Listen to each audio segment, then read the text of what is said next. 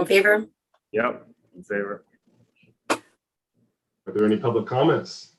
No public comments. Would we like to review the action items? Emma's not here. So gift number one, I had an action item to look at hub presentations for safe passing and see if there was a package that we could use for that $1,500. They do have packages all focused on cyclist education, which I didn't feel like that enthusiastic about. We could look further down that avenue, but nothing jumped out. And then we had a point for all members who were at the no quorum meeting on June 1st to think of ideas on how to spend the cycling budget. So I can't remember who was there at that meeting, but did anyone else have any ideas in that time? Yeah, I do, but I just lost my agenda. I just got to re-find it. Sorry. How much is that budget? I think it's $1,500. Yeah. So one of the things that the Environment and Climate Action Committee is working on is, well, obviously a climate action plan, but they want to work on e-bikes. And they actually have, in our climate change plan, we've got that the municipality will set an example on e-bikes by purchasing and using an e-bike, say for bylaw enforcement or something like that. And so the Environment and Climate Action Committee was going to do some research on e-bike options and ask for a recommendation that they purchase an e-bike in the next budget, and also produce materials on sort of how to use e-bikes on Bowen for the public. So I don't know, since we're keen on pushing active transportation, and so is the Environment and Climate Action Advisory Committee, wondering if we could work together on some sort of an e-bike promotional effort.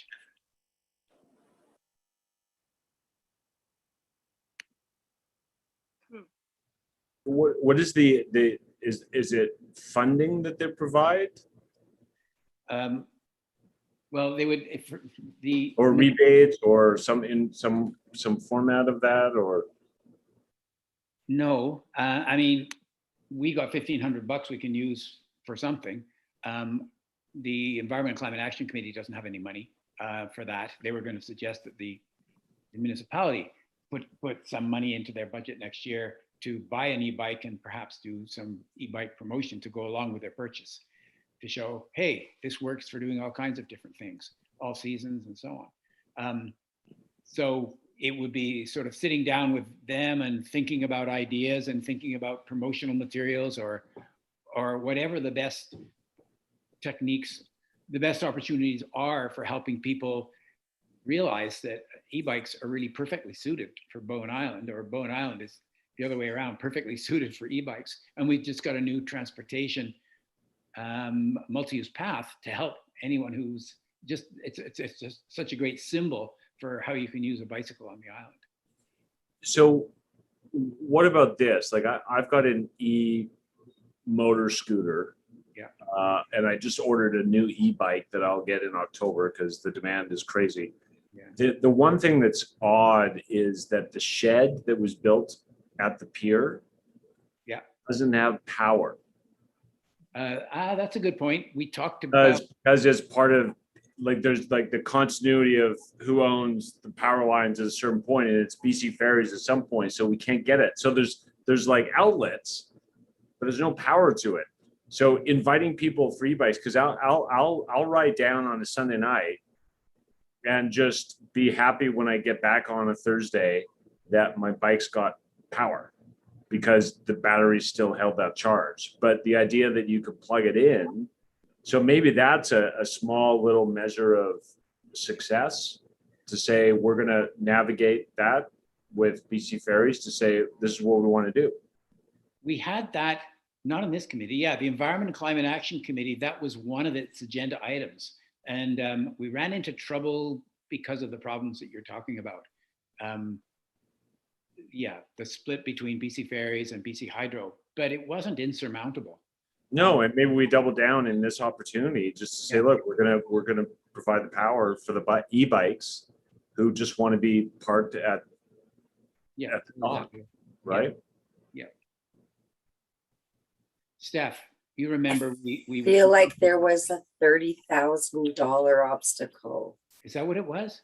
I remember feel like it was, I'm searching right now for the invite. There was something funky and I'm just looking for Carla's report. Carla did the work on that. Maybe that's an action item to follow up on. Well, yeah, don't try to It do was right some now. nasty number that we couldn't But that get seems around. it But seems was it physical, like Steve Mitz, the It's something like getting the power under, yeah. because the power's there. The power's actually there. It's there's just, loads of it right there. Yeah. it's just not wired in because of legal issues. So I think it's like, do we need an electrician to say, hey, yeah, this is as simple as it's $150 job to just connect these things? It was a physical issue, but I really can't remember why it was so complex. But it does seem absurd. I mean, if they've got all that power, to raise the ramp and do all kinds of stuff like that, to put a little plug over on the side seems not too hard to do. So I mean, I think the e-bike promotion is absolute, and it's education too on e-bikes. The idea that Bowen is not a flat island, so you need to have a gear system on your bikes that you're buying or selling, or when you rent them, it's that they're not gas powered, but they can take the hills, and the slope is what, 30 degrees probably. Tyler probably knows best. David, you know best too. Does hit almost 30 in one spot. Yeah. 100%. Yeah. What's the slope on the hill at the top coming out of your old house, Tyler? That one little stretch. Oh, that's not even close to the worst spot. It's down by the golf course. There's one steep little bit. But I like the idea of promotion of e-bikes, but an interesting thing that seems to be happening on Bowen with these green transportation options is people are adopting it faster than you can promote it. So when it comes to electric cars on Bowen, at the same time as this group was trying to raise awareness about electric cars, anecdotally, Bowen seems to have a huge proportion of electric vehicles on the commuter ferries compared to what's being reported as a nationwide or a citywide, Metro Vancouver-wide statistic.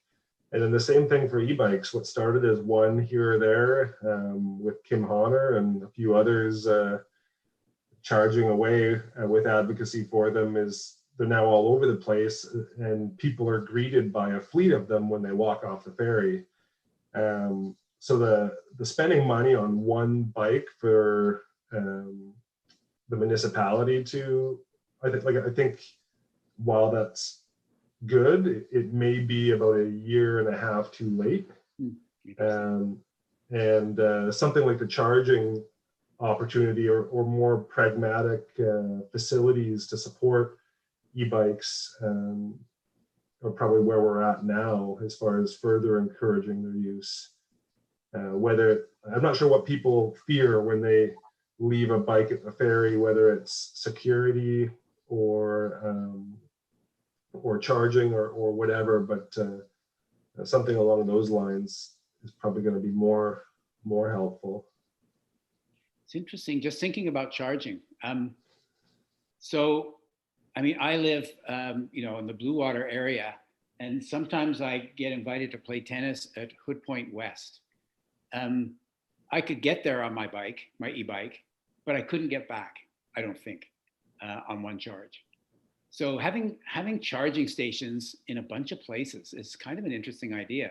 I guess it's kind of useless you can't take a bike to the golf course with the golf clubs on your back. At least I don't think so. But to that point, David, like I know all the plugs in Snug Cove. Like my e-bike, my motorcycle, I know where I can, if I'm out of charge, I know exactly where in the parking lot I should park it and plug in to some plug that I don't know who owns it. Yeah. But I'm good for 6 hours and then I go home. So there's value for sure. So let's say an action item would be to sort of investigate where the plugs are on Bowen, where we can put some ones that would be really usefully situated. Like obviously at the ferry would be a good idea, but there's some other spots too. Like, so you could, like, to get to the far end of the island and make it back. from one corner of the island to the other is a bit much on an e-bike. Well, like going to the golf course or Hood Yeah. Point, play tennis, that you just, when you're playing tennis, you're plugging in. So you know you're gonna have a full charge. That would be fabulous. And what is the voltage too? Like that's the other Just discerning. normal. It's just a plug like you have Just- in your house. Yeah, like a 12 volt is kind of the norm. Is Ely here yet? Can you hear me? Yay. Yeah. I'm on my phone, so I have no idea how you can see me or whatever. I'm in this little. You have a crown on your head. I have a crown on my head, my light fixture. I couldn't be upstairs. It's so hot up there. Sorry, I know we're recording. So can I ask a question about the charging stations? How does it work if you go and charge it, and let's say you at the ferry, and then you go to town, and the next person who wants to use it, they just unplug your bike and plug their own in? Wouldn't be any stopping it. Because if you're gone for 9 hours, or Yeah. Hmm. There's Yeah, I think maybe it's two topics. One is individual use, that you own it. So when I ride my own motorcycle that's electric down to the cove, I just park it there. And if it loses its charge and I won't be able to get up the 7 hills, and now I can just plug it in for a few hours to get home. If it's a shared resource, yeah, it would be this understanding that when you finish your use of the vehicle, plug it in. So the next user gets a full charge. Same thing with car charging. Yeah. You have a time limit and so on. But I mean, Tyler, you're probably aware of how that works with cars. Yeah, they kind of, so some of the charge locator apps for your car have a messaging service. So they encourage you in a public station to note that you're the person using it and allow other people to message you if they want to take it and you're not done. So there is kind of an evolution of ethics and morals around electric car charging that's still evolving, which is kind of a neat human experiment.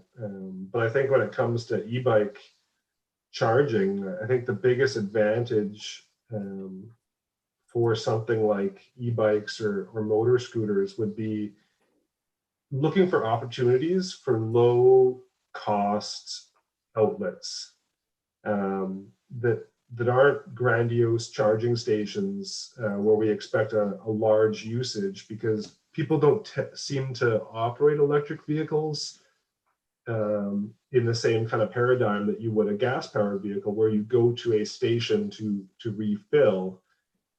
You tend to be opportunistically charging where it's convenient, and that's normally at your house. And then if it's not at your house because you're using extra range that day or whatever's different, it's whatever's convenient, whether that's a public 110 volt outlet or a level 2 or higher charge station for your car. So when it comes to e-bikes, just having outlets or electric motor scooters, or even cars, just having outlets that were available to the public could add value, because people aren't necessarily going to use them very much. So you wouldn't really want to invest in some expensive infrastructure. It's just these points of convenience where the municipality may already have electrical service somewhere, and all they have to do is put an outlet. Yeah, and I guess what you're saying is, unlike in a gas station where you say, fill it up, please, what you're doing is you're topping it up. You're adding a little bit, rather than filling it up. And the ethics of how that's shared, or the manners on how that's shared, would kind of need to evolve with however busy it was. So what I also learned next to the gas station on Bowen is it's actually City of Vancouver property, directly proper to the left of the gas station is easy to understand, and they're doing renovations right now. You see like activity, but they're putting in charging stations as a requirement from Metro Vancouver, that the municipality has mechanisms to deploy electric charge to vehicles that are working for the purpose of Metro Vancouver.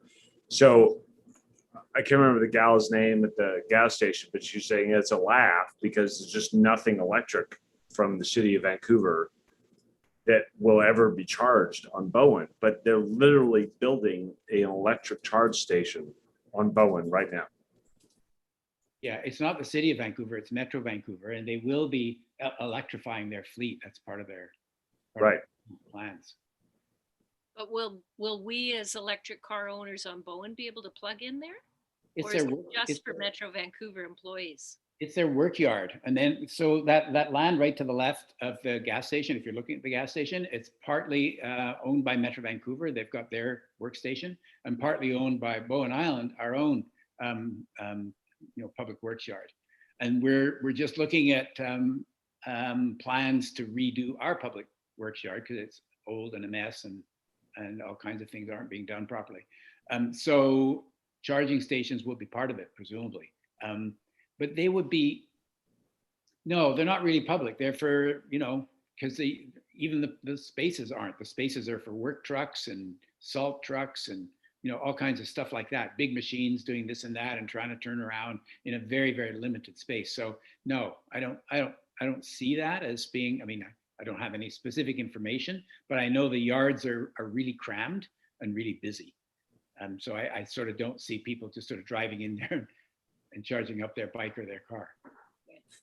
The city of North Vancouver has a plug at their building, North Vancouver City Operations Yard, down below 2nd Street between Bewicki and Fell. And they have a plug there for their staff to charge their electric cars that they declare to be for public use outside of operating hours. Oh, that's interesting. So it's not unheard of that companies or cities could offer to share those when not in use if it was safe to do so.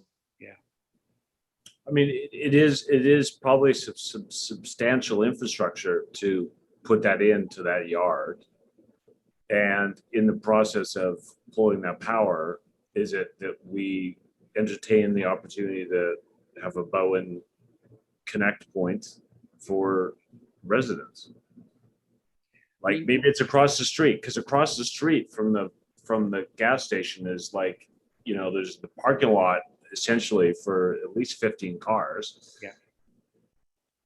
That people stop and take the dogs out and hike and Exactly. things. I guess just sort of thinking, so if we keep on, we're talking about cars as well as bicycles, but we're trying to focus on, are we trying to focus on bikes, or are we going to talk about both? We are putting in a charging station just near the library, and it's been delayed for various reasons, but it should be in another month or two. But for charging, you want to charge your bike when you're doing something else. Like for me, when I rode to work, I would ride to work in near Metrotown, and then plug my bike in all day, sort of thing. And but I would just take the battery out and bring it up to my office and plug it in my office. But if they had charging spots, I would be doing the same. So it's the same. If I was going to play tennis at Hood Point West, I plug it in while I was playing tennis, and in 2 hours, my bike would be ready to take me home. So it's in places where you're going to stay for a little while in order for it to be worthwhile. Like to recharge my bike fully from nearly empty, it's probably 3 hours.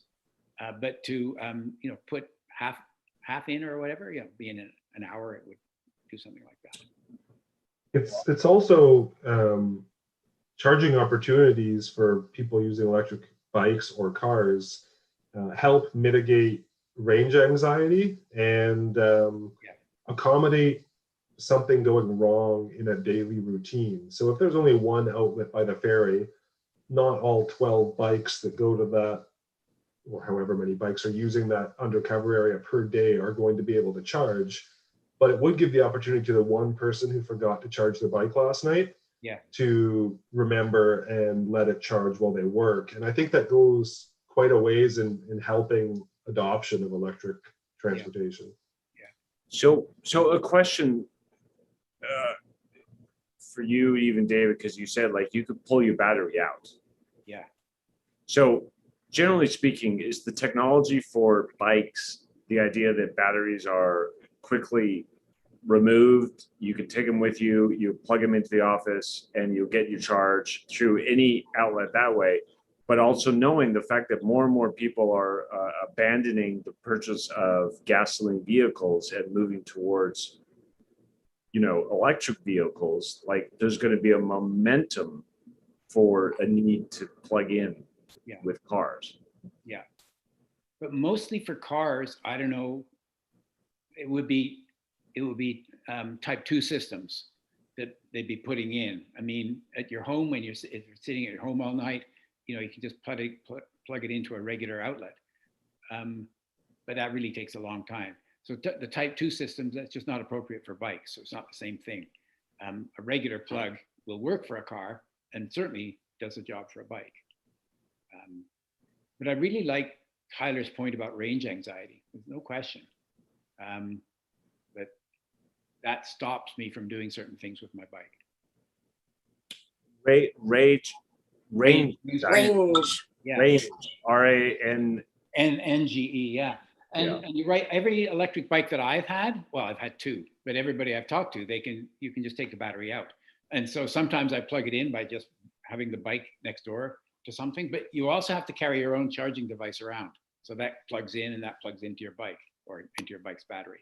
Well, the other thing I think of is the space down at the ferry. I mean, you go down there now and it's packed with bikes and motorcycles. So you'd have to build a whole other covered area with a whole bank of plugs, it seems to me, if more and more people are going to be using this form of transportation.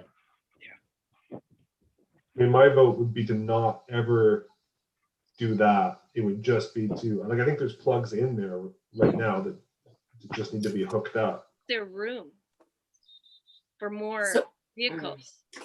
Yeah. We get pretty savvy with how we can squeeze our bikes in there. Like we just, you know, but there's no way to plug in right now. That's the whole thing. So you just rely on the fact on the pier that when you come back to your bike, has it been 1 day, 2 days, 3 days, and you got power. And you know, my own backup plan is if I don't have power, I just walk it over. How do I get on? I'm trying to get on the ferry. Bowen Ferry? Yeah. Whoops, there was Patrick. I just muted him, sorry. He's right there, he could go check it out. Sorry, I'm texting with Carla, I found her. Can I speak to the update on this? Yeah. So there would have to be a removal of poles. That's why it's so expensive. Removal of what? Move the power poles. Removal of power poles so we can actually Or moving it, because we can't use BC Ferry's power apparently. So we would have to move power poles onto our own road right of way. Well, so in regards of right away, couldn't we, like if we're getting a grant for a certain amount of money that's provincial or something, talk to the right parties to say, look, all we're trying to do is say we're going to tap into this power line and you're granting it to us anyway. So I guess it's ownership. Is BC Ferries Crown or is it private? I can't remember. It's Nobody knows. It's in between. It was a Crown, but then the BC Liberal, so-called Liberal, actual Conservative government wanted to make it a private operation. So so Steph, that's good details. I can do better than this. I'm just texting her. Yeah, but I think we could probably fix that in an easy way. I just asked her, can we ask BC Ferries again? I don't know. Really. Well, or go above BC Ferries and go to like where our cousins all meet and just say, hey, we're trying to do this. It's a no-brainer. Well, that seems like one of those things where the blanket policy for them to not, give us power would make sense, but it aligns with BC Ferries' own vision to do this kind of thing. So I'm sure when they redevelop the terminal, if we ask for outlets to plug electric bikes into, they'll be willing to do that. So it seems like we just need to we either need to wait for that or have the right conversation with the right person at BC Ferries to get them on board with what's. Tyler, you nailed it. You nailed it, which is the fact that the Queen of Capistrano at some point is going to retire. The new ferry will be bigger. It'll amount to more population on Bowen. When that happens in 24 years, the whole restructuring of the whole ferry terminal will be a great conversation that will happen. But in the meantime, can we just have power? Done. Yeah, I think that we'd even be framing it to an even closer goal, which I think they're going to redo our terminal before our waiting room before the new terminal. So just linking it to that as an interim solution with having the right conversation with the right person stands a chance, I think. Yeah. Okay, so we just need this as an action item to get back to BC Ferries. Yeah. But she's saying the poles are on the other side of the road. The power can't cross the road unless you go underground, which would be very expensive. Oh, okay. I think I'm understanding. It's not 20, you think it's under 20,000. Oh, geez. Yeah. Sorry for this piecemeal information. No. That's good. That's really good intel because there's solutions to that. Yeah. So what about the power being not at the bike shed and just being at the existing waiting room? What if we offered to pay to have an outlet added to the outside of the existing waiting room? Yeah, anything there. It should be possible. We just need to figure this one out. Spend a little time with BC Ferries and our own staff to figure it out. Yeah. Do we have any engagement opportunities coming up with BC Ferries, Councillor? I don't know when the next, Tyler, do you know when the next advisory committee meeting is? Yeah, I guess. No, it's been postponed indefinitely as far as I know. I haven't heard a peep about anything FAC for. They used to meet with council every couple of years. Yeah. I'm sure if you just reach out to Darren though, or whether that's with Melanie or from the municipality. Yeah. Okay. We could have a conversation. Yeah. I think we have some sort of an action item here that we pursue this. And okay, I can talk to Emma. I've got Carla and Bonnie. They both have information, so we'll get that information. I know there's a report that exists. I can share with you when I find it, and follow up on that. Okay. In the sake of time, should we call that the end of that one? Hey, Yeah. their whole meeting time is over. Yeah, I know. Was that action item number 3? Yes. That was. Let's play. Yeah, let's play. Figure out where we were in this kind of things. Yeah. Billy, do you want to take over steering the meeting? You're good. You go ahead and do it. You started.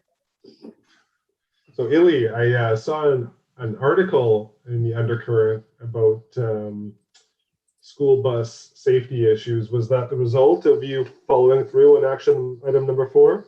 Yeah, I saw the constable Keyhole at the building center and pounced. And we talked about that and also about having some sort of information about bike safety, that kind of thing in his report, his RCMP report. He did say something interesting that I didn't realize is that the minimum age for e-bikes is 16. And I didn't know if people knew that. And so I guess that's a big problem, is that he's seeing more and more kids with e-bikes when they're not actually legally supposed to have them. Wow. So e-bike meaning it's a bicycle built with a battery now, and it has a power system on the back wheel. Not a normal bike that you only pedal. something that's enhanced, so so it's got that electric, part to it, you have to be 16. Really? Yeah. No. That's not common knowledge. BC legislation. Yeah, that's his, so that was his, and actually in one of his things, he did mention that in one of his undercurrent reports, that the minimum age for e-bike operation is 16. So that's his biggest concern right now, because there's a lot of, I mean, heck, I wanted to get my kids them, Well, And- did he elaborate, like, because an e-bike in that venue can get up to 30 kilometers an Yeah, hour? it's like scooters, right? It's a motorized vehicle. And, however that motorized comes, it's motorized other than your own physical exertion kind of thing. And Or so, gravity. So yeah. And so I guess like with scooters, you have to be, I don't know if it's 16 with that, but there's something else. I can't remember what the other thing was that he mentioned, but anyways, that was his concern. That was his major concern. I have not yet followed up with him with the specific email about that. But I'd like to, because he can ticket as many 14-year-olds wants. They Yeah. probably have enough money to pay the bill.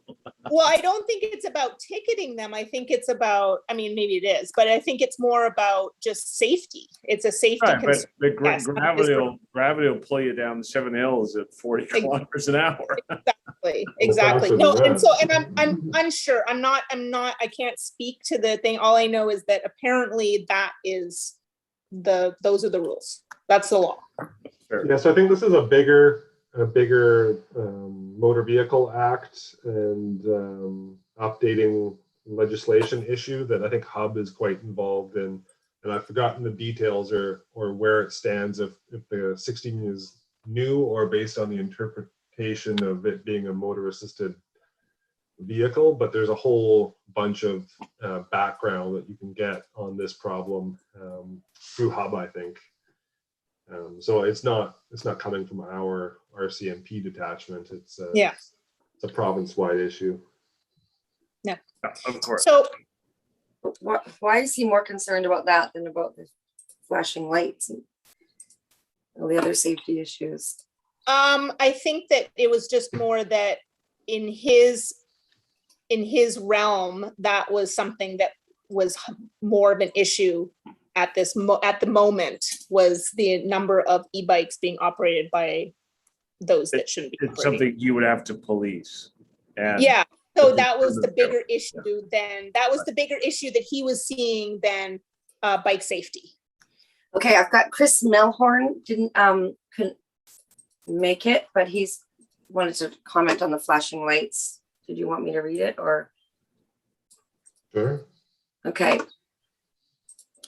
He's got something about parking, and then his second point is that here on the island, a lot of people are either not aware or don't follow the rules when a school bus stops with its flashing lights on. There have been 2 handfuls of incidents over the past 3 months where drivers ignored the rules and brought the children into danger. Bus drivers decided to block the road by standing in the middle of the road to make it more obvious and difficult to overtake when the lights are on, but still some people tried. The blocking of the road was also supported by the school. As a result of the blocking of the road, some people seem to have complained about standing in the middle of the road, and the school bus drivers are no longer allowed to do this. This is a disaster waiting to happen. We need to do something. This is very dangerous. It could be a big banner or 2 or something else. I don't know why this is such a big issue. This is like you get your vehicle, get your license, like you don't pass a school bus. Like, why is this such an issue? I know it is, but I don't understand why. Like, why can't people just chill? That's my rant. To devil's advocate, I went in on the 7:30 or 8:30 ferry for the first time in probably a year and came upon a school bus, and it did take me a few seconds to remember that I couldn't pass it when the lights came on. It'd probably been a year since I interacted with a school bus. And the normal bus pulls over and lets you go. And my instinct when he stopped was, oh, he's letting me pass. And then the sign came out and I was like, right, it's a school bus. I can't do that. That's the law. But I'm pretty aware of these things and still had a very temporary lapse in judgment there. So, you know, maybe some of it's genuine lack of knowledge, but it's hard to think that that would happen very often. Mm-hmm.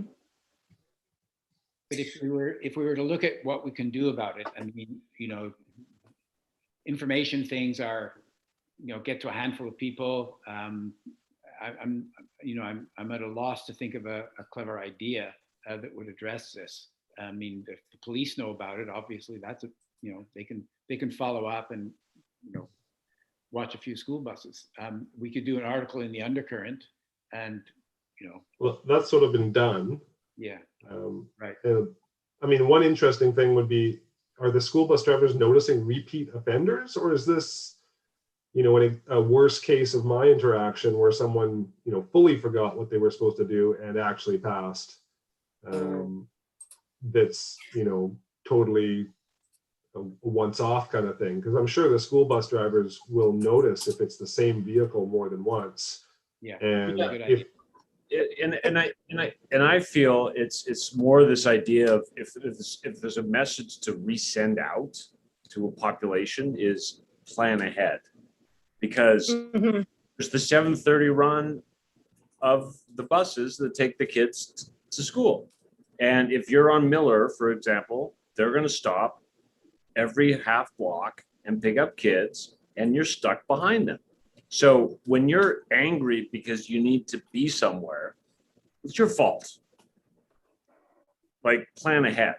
Like, we're living here for the purpose of community and family and school and all these great things. And, you know, we don't want to doctor to someone's unique idea that they just want to be able to get from A to B. It's super fast. It's the idea of planning ahead. So the whole slogan of the slug is kind of the good, you know, beginning of that. And maybe we just have to echo that slug story in a better way for the residents. And are we hearing this from tourists who come and don't understand that the buses have to pick up the kids, and the kid, like, every time the bus stops and picks up a kid, that's an educated kid. That's a great story. No one's saying the kids need to. Unfortunately, I'm not sure we can blame this on the tourists, since it's the people, you know, going to the ferries. So, well, and I've literally been there. I've been stuck behind the yellow bus. Yeah. And it's just like, you throw your hands up and it's like, my mistake. I should have planned better. And just from the dramatic tone of Chris's email, with drivers standing in the road and people saying you're not allowed to stand in the road, and the children, I'm just surprised that he's more concerned about 15-year-olds on e-bikes than he is on this quite a dramatic scene that's being painted. Yeah, here. I did not know. No, when I talked to him, he wasn't more concerned about e-bikes over school buses. He was more concerned about the e-bike age over bike safety. It was two totally separate, two different topics, kind of thing. So just put that out there. Okay, got it. Yeah. So let me continue, keep that on the action item for me, and I will reach out to him and have more conversation with him and maybe get a better understanding of the whole 16-year-old thing. And also, if there's something we can do, like, especially because I don't think, are we meeting? I can't remember. Are we meeting before school starts? I think we are. Anyway. Yeah. You know, we definitely want to have something like this as a reminder pre-September back to school, where everybody needs that, you know, they need that reminder. Don't pass the school bus. Just don't, unless it pulls off the road. Like on my run, the bus will pull off in certain places and let a whole schwackadoodle of people go by, right? Because they can. So they will do that. But if they're not off the road, you don't pass them. So. Okay, I think there's sort of two things that I've heard here that are kind of actions. One is to, if we're talking to the police about it, to find out whether the drivers see this as repeat offenders. Right. That would really be useful. And the other thing I think is a plan ahead, because when are people most anxious? When they're worried about being overloaded on a ferry. And if you're going to the ferry so this would be the kind of story we would have in August. Get ready for school. The school bus would be operating. Mhm. If you're going to be on one of the, you guys can figure out which ferry it is and which routes. Plan ahead. Make sure you get there before the bus goes by. Otherwise, you're going to be frustrated because you have to stop a zillion times before you get to the cove.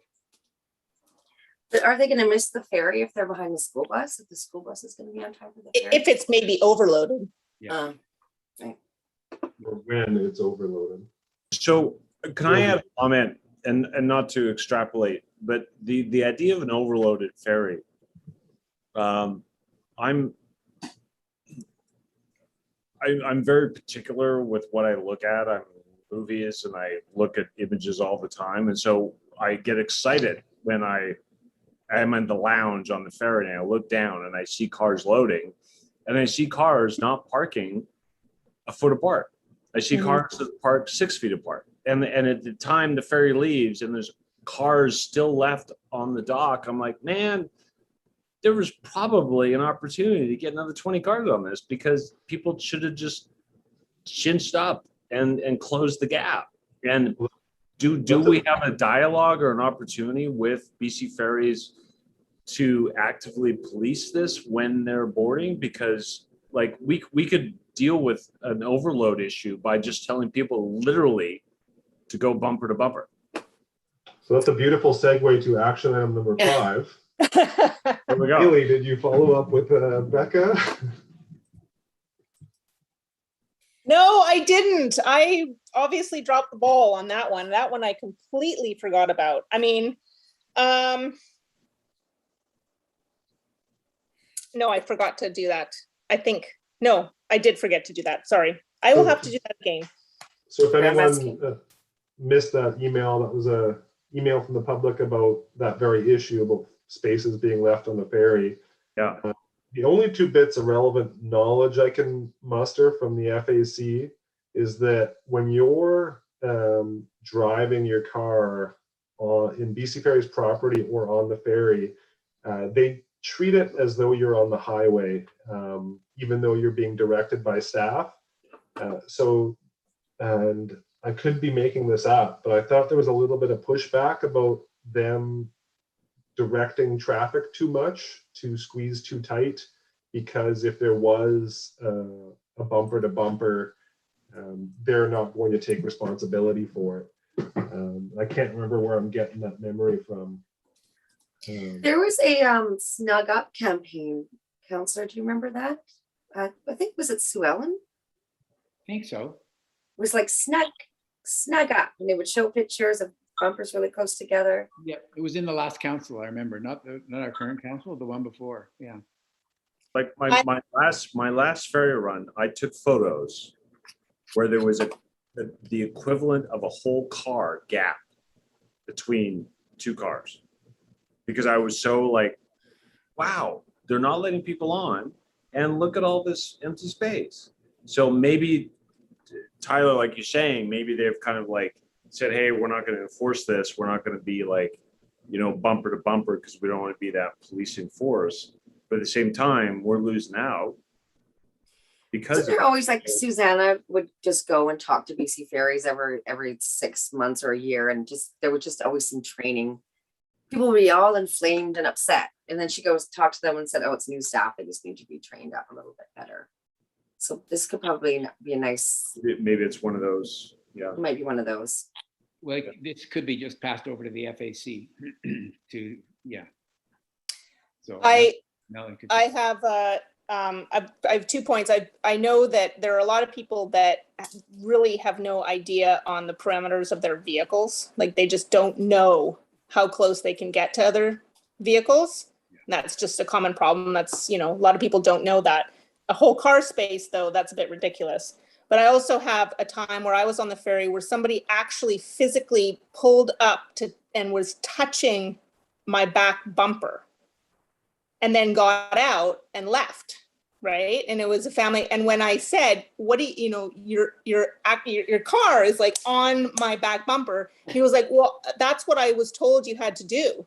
You had to get that close." And I'm like, I mean, this was the opposite, where literally he didn't have his e-brake on, so his car was doing this every time and had left. Way up. So I think that, I think that the ferry workers, when it's an overload situation, I've seen, not on the Bowen side per se, but definitely on the other side, I've seen them walking up and pulling people closer. But, that's the people that have been the marshalers for a while, not the new people. So I think that's probably a bit of training and common sense. And maybe just maybe it's not a mandate, but some ferry marshalers just do it because it makes sense. Whereas, they don't necessarily have to, but it would be nice if it was included in some sort of training protocol. Yeah, I think what we're seeing is, as we're now 16 months with COVID and people are now trying to go back to work. The highways are full of cars now. People are not buses. People are not doing that public transport. They're sitting in their own vehicles. There's a lot more activity on the ferry. There's a lot more opportunity for the ferry to be overloaded. There's a lot more frustration that will come from that. And where can we share a message to help mitigate that? Because it's only going to get worse from here until Christmas, by all means. So do you think, Tyler, you were saying that the facts, all the other ferry advisory committees are kind of bandwidth issues. They're so far out of range, and so BC Ferries hasn't really been conducting digital meetings. But do you think Bowen could be special since you are so close to Metro? Darren, their public communications rep, Darren, is quite good. So there's no meeting, email, like, we can just pass this along to Melanie and see if she could just write an email to Darren. And they really put a lot of effort into having a positive interaction with the FAC. Darren's right now, Darren, yeah, I think we can just do it that way. And I imagine, since I think on Thursday we're almost going back to normal. Yeah.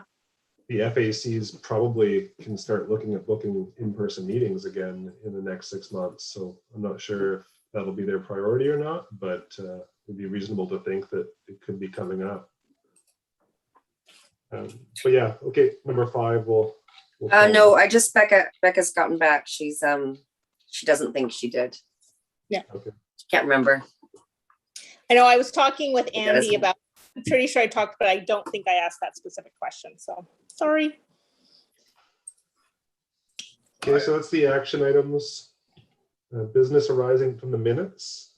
Yeah. We have, Patrick.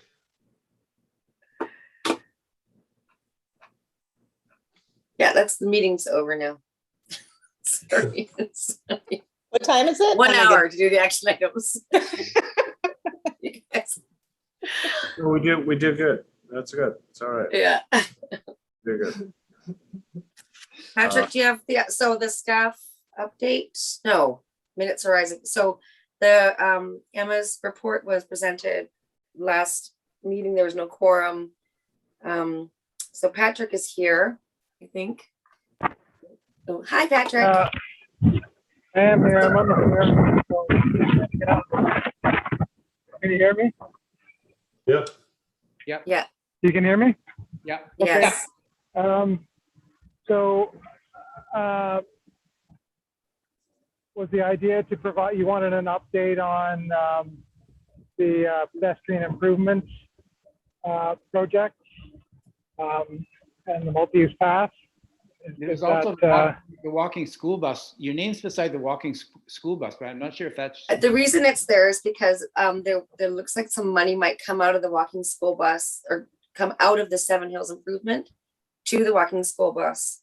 And then when I heard that, I thought you guys might want an update on the Seven Hills improvements project because of the pedestrians. Yeah, I can provide a bit of an update on that. So we have gone out and looked at that section a few times with Emma and with Paul Gadet, and observed some of the vehicle traffic and pedestrian traffic that you get through there. Paul and I are both very uncomfortable about moving the center line for a number of reasons. There's the general narrowness of the lanes and the steepness and curviness of the hill. And then there's the aspect where if you move the center line and paint a fog line, that gives you a bit of paved space with a bit of gravel space beside it, and you're inviting people to walk on the road, and you haven't actually created any more space. What's really needed there is a proper path.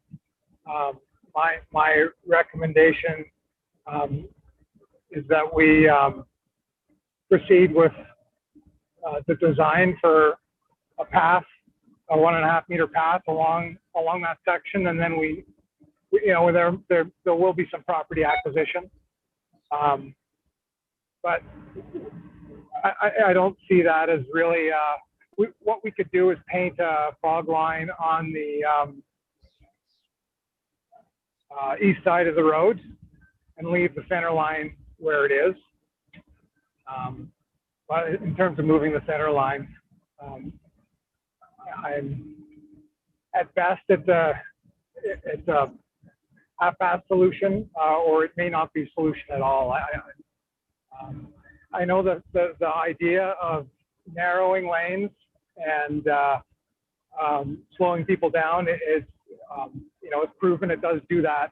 I'm most worried about the people who are going, 60 down there, and those are the types of people who are going to be going fast regardless. And you have, big tandem dump trucks, construction equipment. There was a whole paving crew out on Eagle Cliff Road, just taking up the whole road the other day. So I guess I'm looking for your thoughts on, am I off base with these concerns? You probably talked a bit about this. I did have some discussions with Emma.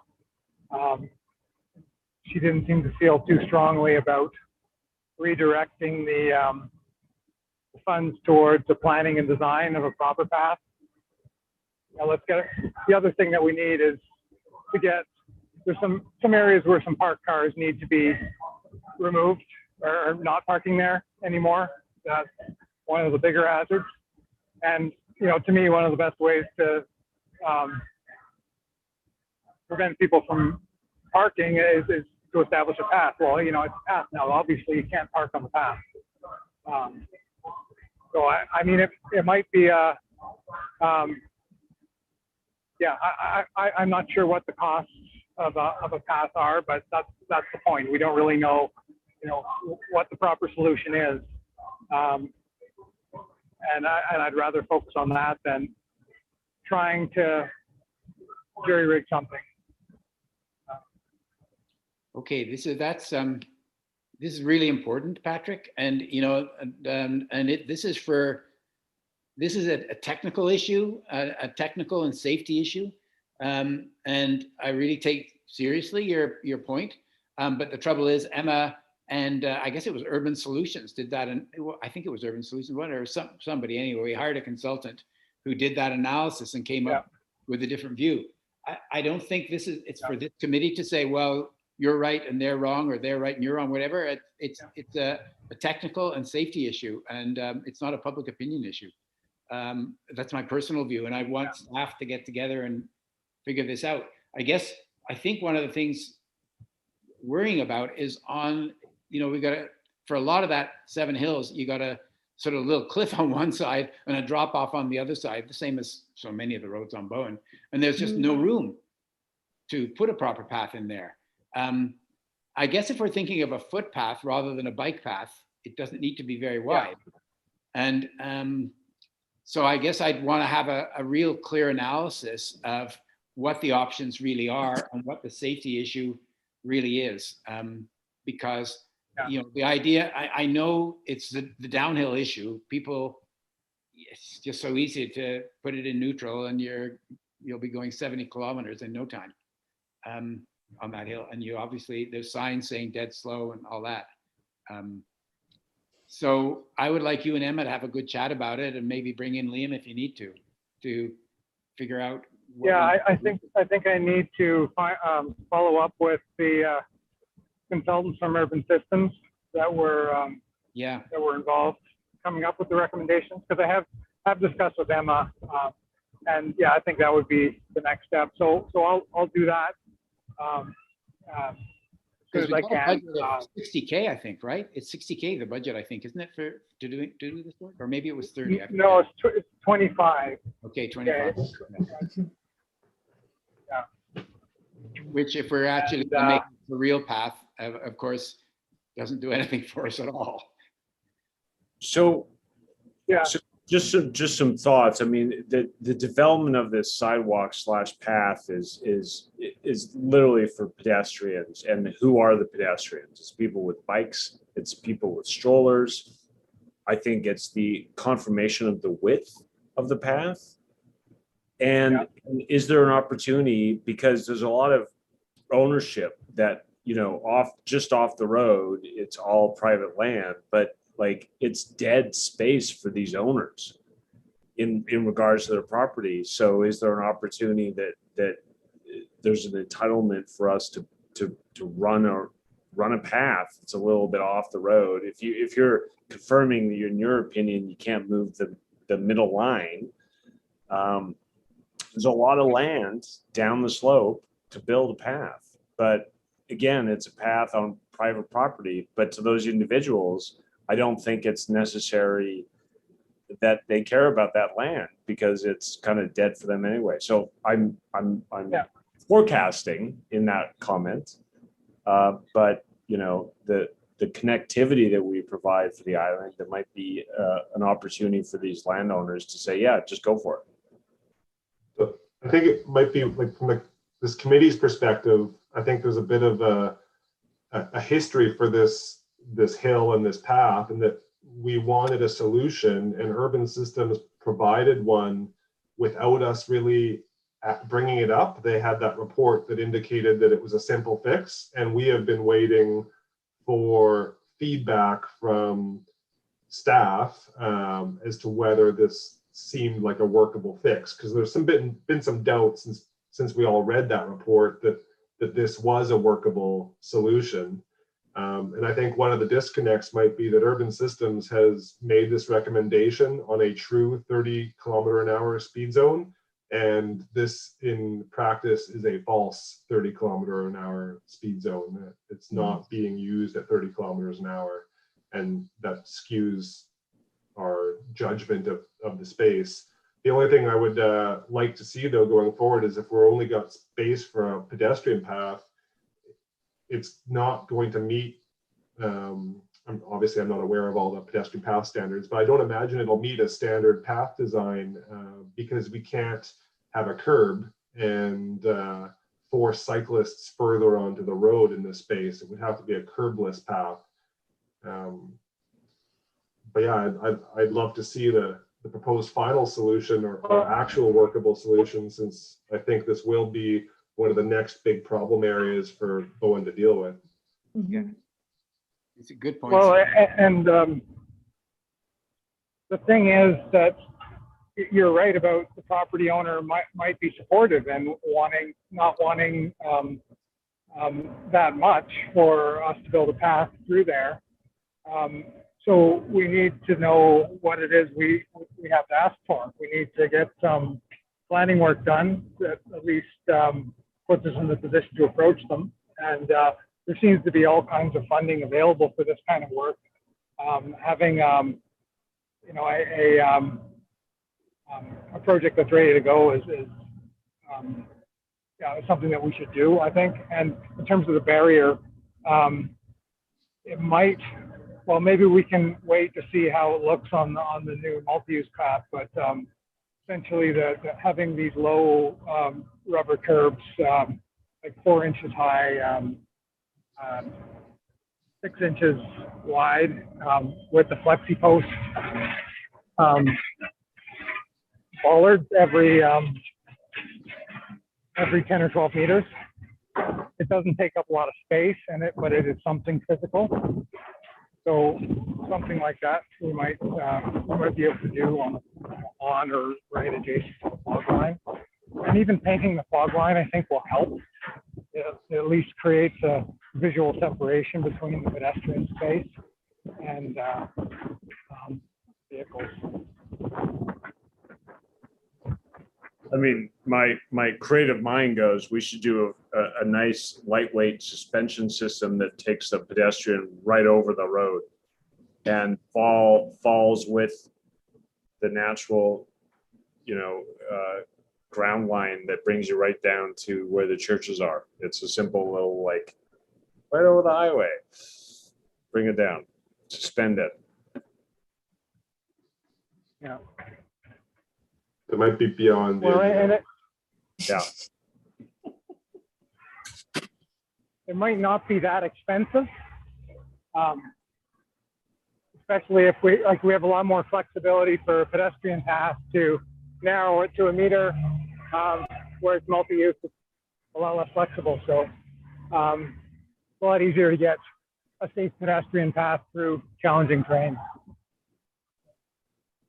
It's a corridor with a lot of activity, so I think it's valuable. It's really important. I mean, and cyclists are important too. And what we're saying here is we're kind of, treating them like chopped liver. And that's for an e-bike, that hill's okay. For a non-e-bike, that hill's a piece of work. Oh yeah, the number of times I've had to put on my hazards just to let some cyclists move on. Yeah. Okay, so I guess Patrick, if you could work with Emma on this, I'm happy to take part in any meeting. If I don't know if that's appropriate, but we need to figure out what the possible solutions are, and if the urban systems report just really isn't feasible from a safety perspective, practical perspective, then we need to find, as you suggest, a for real solution here. Yep. Yeah.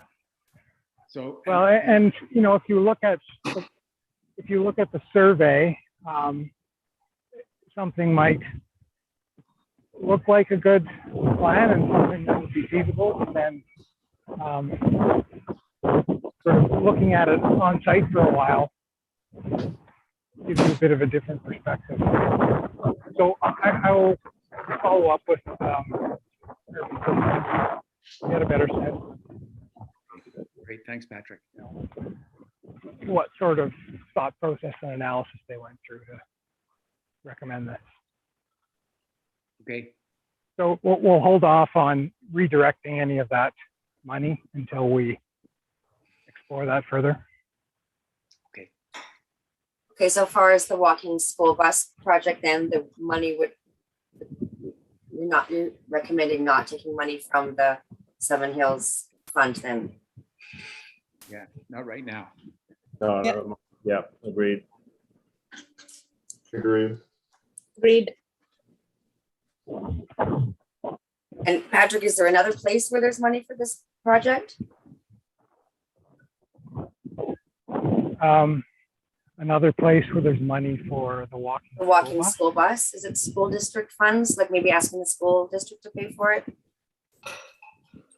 From what I understand, getting school district funds isn't usually successful. Sorry, what was successful? I don't really know. I don't really know what funding sources there might be for this program. I don't know much about it.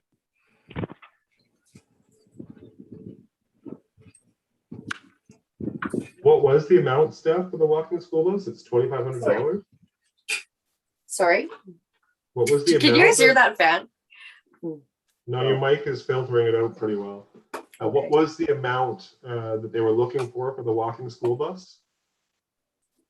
$2,500? I'm just looking in her report.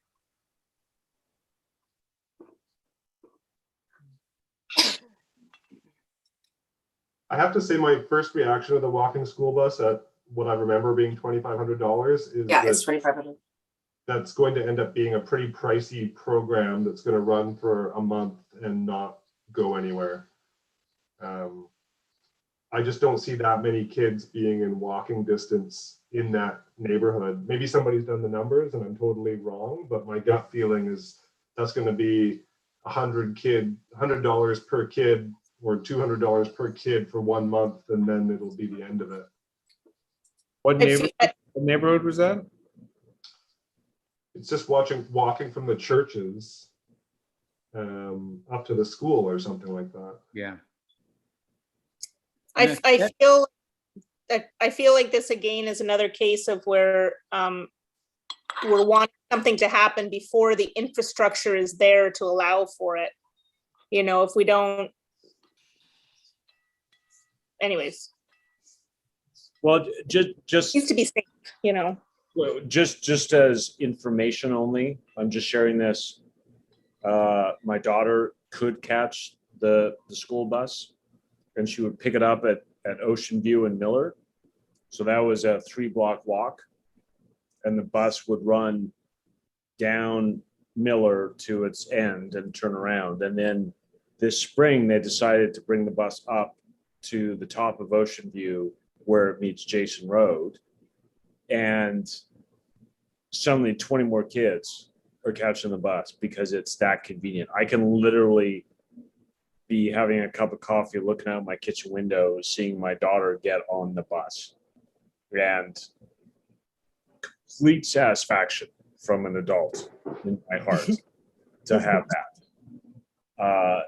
So inroads for buses getting deeper into neighborhoods, I am an advocate of that. So I'm just sharing that as just information. Yeah, I guess I'd like to see if anyone's put a probe out there to see how many kids could make use of this particular route of a walking school bus. Yeah, I think we need some more data. It's true. And Yeah. I remember asking the question, what does the $2,500 go towards? And I'm trying to remember, was it training? I think it was insurance and training. Yeah, and for the chaperones or the people that would be Yeah. But looking see, after everybody. I'm struggling to understand. Yeah. Refresh my memory. Who proposed this to begin with? I thought this came from a group that was doing it and the school Yeah. Okay, showing interest. right. Yeah. So I just feel like as a person, Dedicated action for school health dash Okay. Trans-Lincoln urban system. yeah.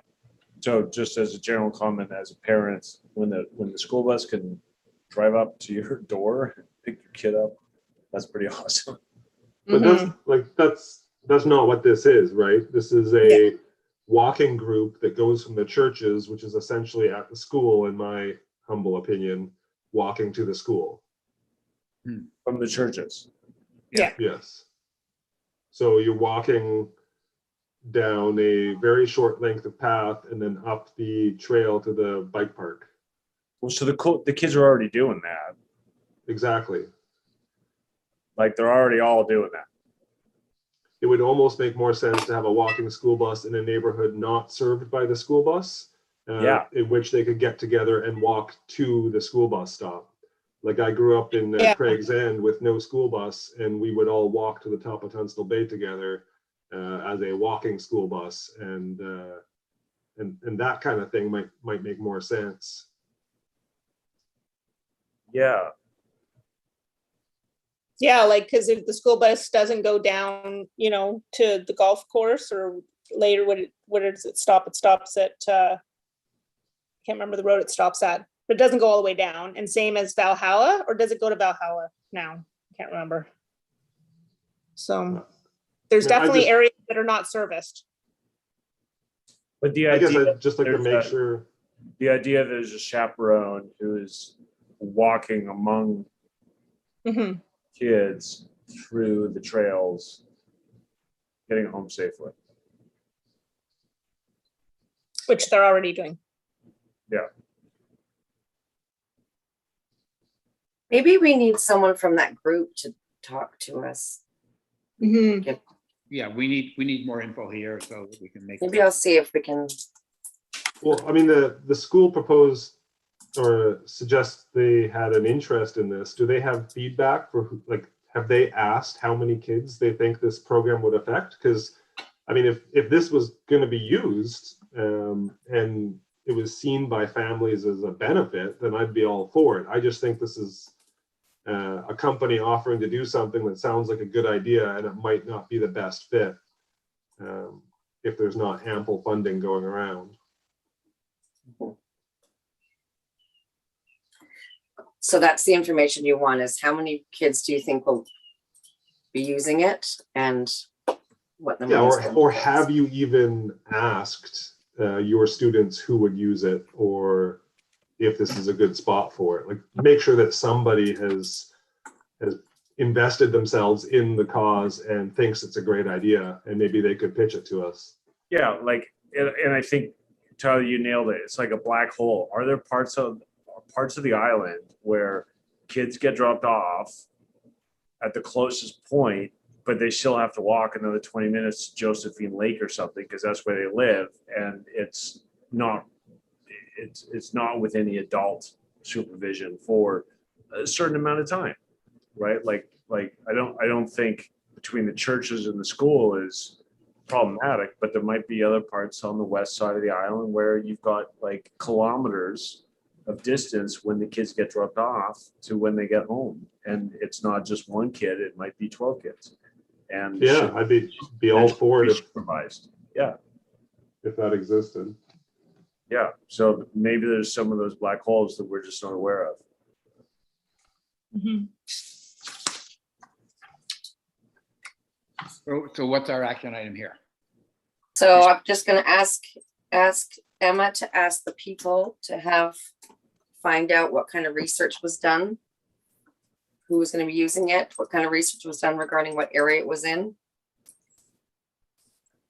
And I mean, basically, we want to know for $2,500, how many kids, what was the how far will training? it go, how long will it last, and how permanent will it be?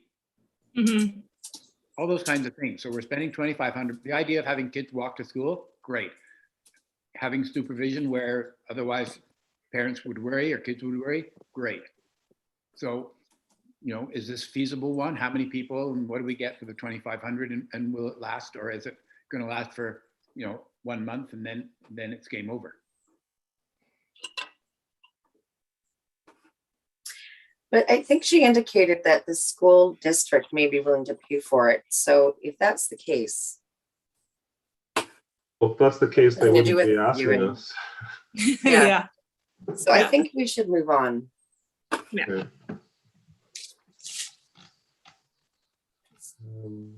So just, yeah.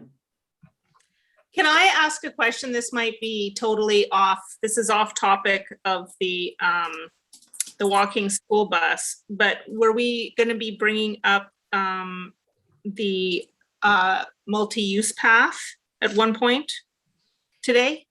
Patrick should give an update during staff update, 6.1. Oh, sorry. Okay, never mind. I'll save it for then. Never mind. But I think we Would might you be like me there. to- I have Oh, to okay. We I have there? to bounce at 8:30.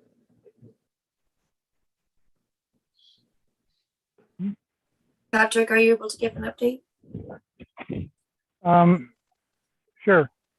So we've almost finished the first, phase 1A and B from the school to Artisan. Some of the line painting is still needs to be finished. They didn't have it laid out properly at the intersection, the weird intersection, Mount Gardner Road.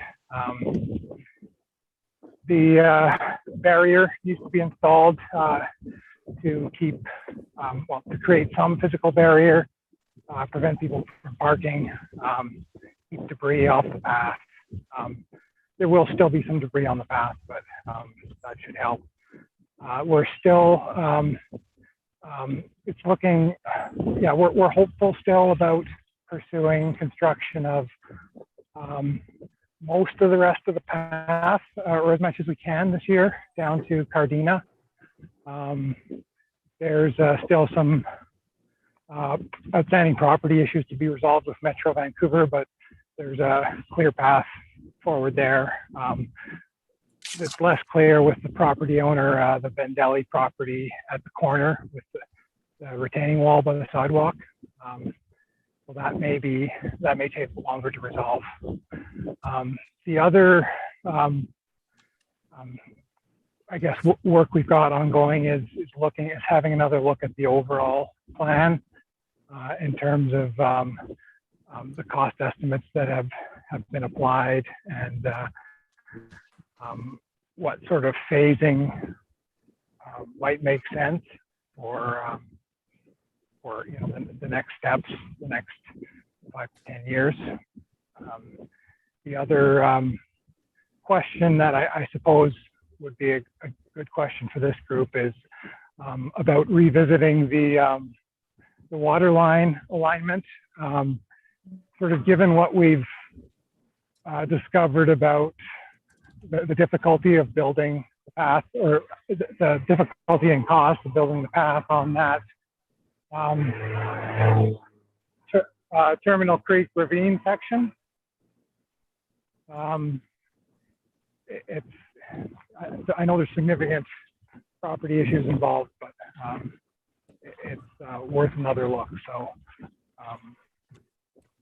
that's something we're want to get a clear idea of. Okay, you start building your multi-use path up that hill past Artisan. What are you getting yourself into? How long is it going to take to finish realistically? And I don't really fully understand the magnitude of the property challenges. I know there's several property owners for the other option that would have to be involved. And maybe it's just something that's never going to be feasible. But so that's I guess a summary of what's going on with the multi-use path, various, some of it in progress, construction, and the other pieces we're trying to move forward with. I've got a question if I could. So Patrick, in terms of the work doing on the rest of it, will there be some sort of an estimate of how much other phases will cost? Is that what we'll see after a while? Is that what you work? Yeah. Yeah, I think that's what we needed to improve from that. I know Urban Systems had a concept layout that had identified phases and cost estimates. I just think we need to improve those. Yeah. We need to have another look at those estimates and phases. I don't think it really, looking at that, I didn't get a clear sense of, oh, here's the path to having this path all the way across the island. So I think we need to be able to present that. Is that contract being worked on right now, or is that, you're saying that's something we really need to get to work on? No, it is being worked on. So we hired Urban System, or no, ISL last year. Yeah. And the high priority part of their work was designed for the first phase. Yeah. And then they also had a next phase of work that was this overall multi-use path plan update. Yeah. So, okay. That's in progress. Okay, great. I mean, I'm looking forward to seeing that. I'm a huge proponent of the waterline route. I know there's some private property issues, but I see those as manageable. We've got some folks who could help us, who have enormous, well, I could talk to you later about some of the, I think, there's an enormous advantage to a developer for doing that, and they could help us figure out those property issues, if you know what I'm talking about. Yeah. So, yeah, I guess that's. Oh, I was just gonna, on the topic of developers, I have a question about the path, around the lake path that was put in for around Grafton Lake. My understanding was that the part of the deal was that the multi-use path would be their responsibility along there. Is that correct? That is correct. So that is correct. The path that they put in is Don't worry about it. It'll happen. Okay, good. I just wanted No, to no, make sure, like, wait a minute, because I had some people asking me, because they were like, well, how come there's a bike part over here and that's not a bike part there? And so there was some confusion by just members of the public as well, so. Yeah, I think Patrick just talked to Just him. the interim path. It's an Okay. interim path, Interim path, particularly for awesome. people who are walking around the lake, because otherwise you've got to do the last stretch on the road, which is really quite awful. So Right. it's an interim. Just wanted to double check. No, that's an important, I double checked with the developer. Yeah. Right. Okay, Do you guys have any more questions for Patrick? Oh, I had, when we did that initial walk, just a little bit into that waterline path, I'd asked Emma for a map of that path, because I was gonna try and just walk it and see it. I was curious, right? And she Yeah. sent me something that didn't really have any information as to the actual path, because, and I didn't feel comfortable going because I'm going over private property and stuff like that. Is there some way that we can revisit sort of a walk through there to see what Yeah. we're talking about? Yeah, I'd like to do that myself. So yeah, I think that's something that we'll arrange. Well, invite me Sometime along soon. when you do that. Yeah, for sure. So what's the timeline for that, Patrick, do you think?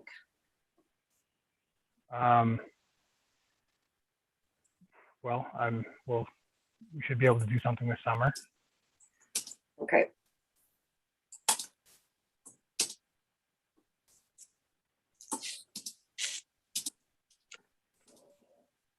So I'm walking down Gardner Road, and I'm getting towards the spot where I might cut out. So No. I won't keep walking if you have any more questions. I'm good. I'm good. Okay. Thanks, Patrick. Welcome.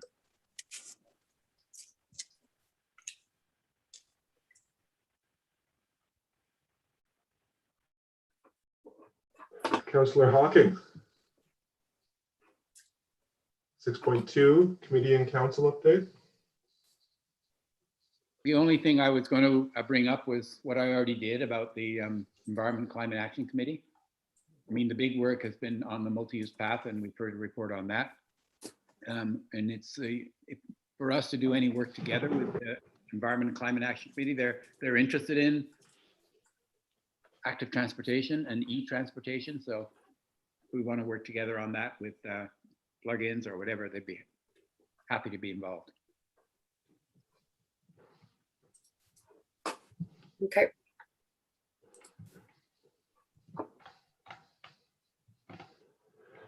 Okay. 7, new business Wendy. at 8:33. Sea to Sky Destination Development Strategy. Wendy. Okay, so I attended this Zoom meeting back in May. The overview was, the purpose of the meeting was to glean information from the various stakeholders connected to issues around tourism in the Sea to Sky corridor. And it was launched in 2019 and developed over a 22-month period with over 400 participants.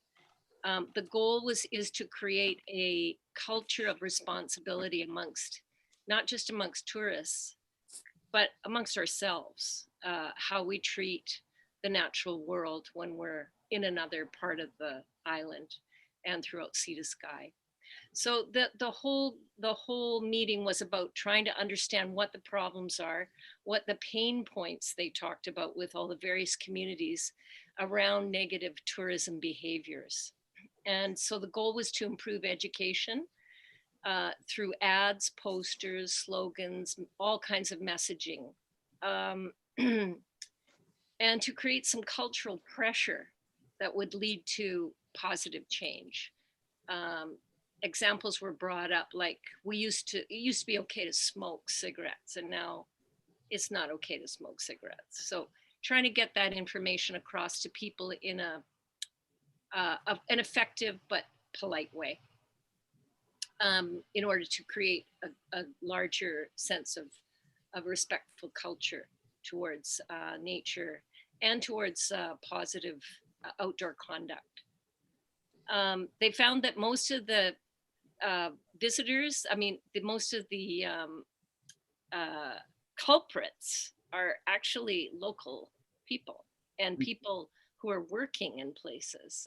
I know, for instance, I've noticed living out in the west side that you drive along Adams and Grafton Road and the ditch is full of empty beer tins.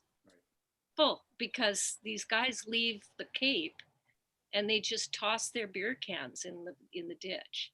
So it's stuff like that that they were trying to get a handle on what the problems are and how you educate people not to do it.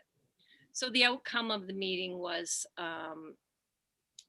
just to get this messaging out, and there was about 25 participants, and they were just gleaning information from everyone in order to move forward to the next phase of this development plan. That's it. Person I work with at the building center actually almost got into a fist fight with people that were flicking their cigarettes from their e-bike, unfortunately, into the grass on the side of the road. Good grief. So yeah, talking about smoking, not a good combination when people aren't responsible. Wendy, what would the next phase look like? They didn't really say. They didn't really say. They were just trying to get more information. Okay. But obviously they want to get it done soon. It's been going on for 2 years. And but I guess it's hard to change the way people behave, and it takes time. It is.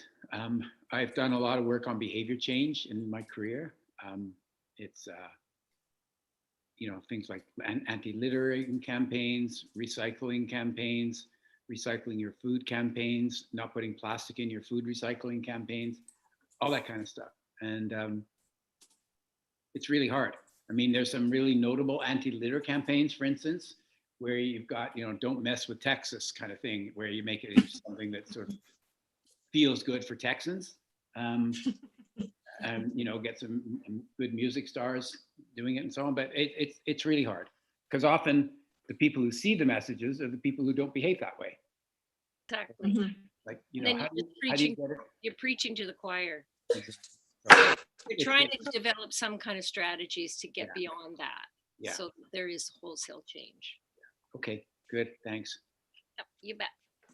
I mean, some of the obvious success stories would be, though, the school education for recycling that probably started around my elementary school days. So it does seem to work if it starts young. Well, Or comes from. that was definitely brought up. Educating children right up into teens, having presentations done in schools, like they did with the DARE program and that kind of thing. So that kind of level of education and organization to educate. Okay. Was there anything really specifically BIMTAC related, like very specifically? I honestly felt that somebody from the Bowen Conservation Society should have been there. Because it didn't all have specifically to do with roads or transportation. It was more tourism. Right. And so somebody from tourism and somebody from conservation would have been a more appropriate guest, or somebody to share their knowledge.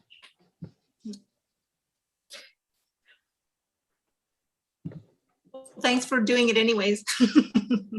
No problem. Okay. Tyler, I just realized I mentioned Chris's email. The first part of his email, I didn't read it out to you. Would you like to hear it now? Yes. If the schedule for the high school kids remains the same in the new school year, there need to be signs for the school buses at the ferry terminal, which indicate no parking from 12:30 to 1:30 and 3:30 to 4:30. This year, it was only indicated 3:30 to 4:30, which made it difficult on some days for the school bus drivers to wait for the school kids at the ferry early afternoon. So I guess some kids get out early and get the earlier ferry. Right. Also, bylaw should check more often that people follow those rules.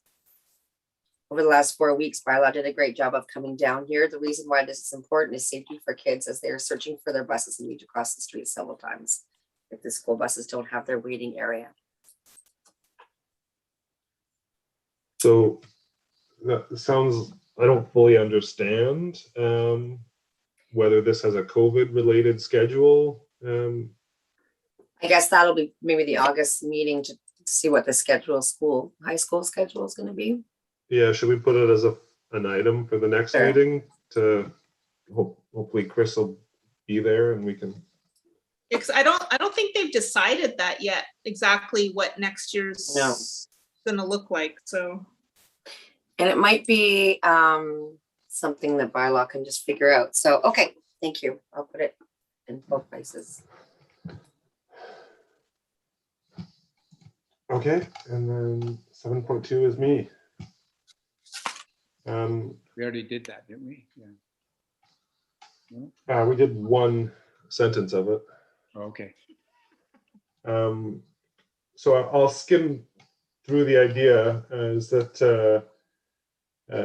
like I mentioned earlier, I thought that maybe BIMTAC could drive some of its own agenda a little bit more actively, as it seems to be more common in the other committees, and took a few moments to review the BIMTAC responsibilities and duties, and some of them are pretty routinely covered. I mean, the first is to provide advice and recommendations to council and the CAO concerning policy and service issues related to BC Ferries, TransLink, Coast Mountain Bus Company, and other transportation service providers. And the BC Ferries is sort of covered by the BIMTAC subcommittee. And there used to be annual coordination meetings held between TransLink and the bus providers, which seems to be losing favor a little bit in the name of more frequent service. So I thought this one was fairly well covered. But the next 3 points I thought might be places that we could put a bit more attention. And from this meeting, it seems to be happening a little bit organically anyway. And that's point B is to work with municipal staff, other island and non-island groups and individuals to ascertain the needs and concerns of residents, in particular user groups, in relation to existing and future transportation modes, services, and infrastructure. And as far as the topics that have come up in the last couple of years, I think this is probably the place that would most easily benefit from some extra attention, is actively looking for problems that may, or inconveniences that may be affecting certain user groups that might be as simple of a fix as coordination.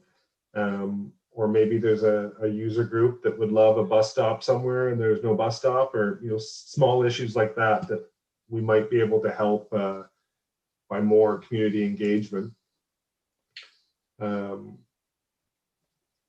C was acting as a liaison between the Bowen Island Municipal Council, representing the Bowen Island community and transportation service providers, which is somewhat covered on a routine basis. D is consulting with the Bowen Island community, subject to council approval, about transportation modes, services, and infrastructure through public meetings, newsletters, electronic means, and facilitated group meetings or workshops. This one seems a bit harder to easily increase our activity in.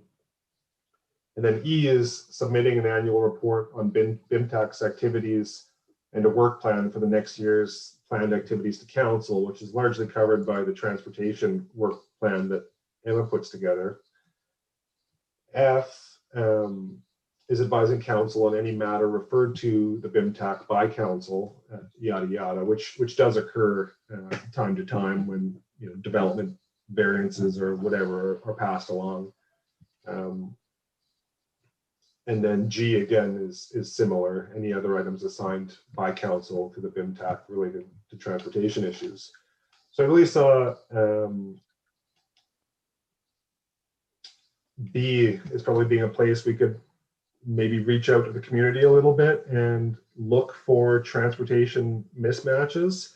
And I wondered if there was any work that had been done in the past about coordinating between observations from like the tourism committee or Parks and Greenways or some of the other organizations and committees on the island that may have insights as to what are people complaining about. I thought that might be an area we could reach out to just to see if why are people coming to Bowen, where are they going as tourists, and does our transportation system suit them?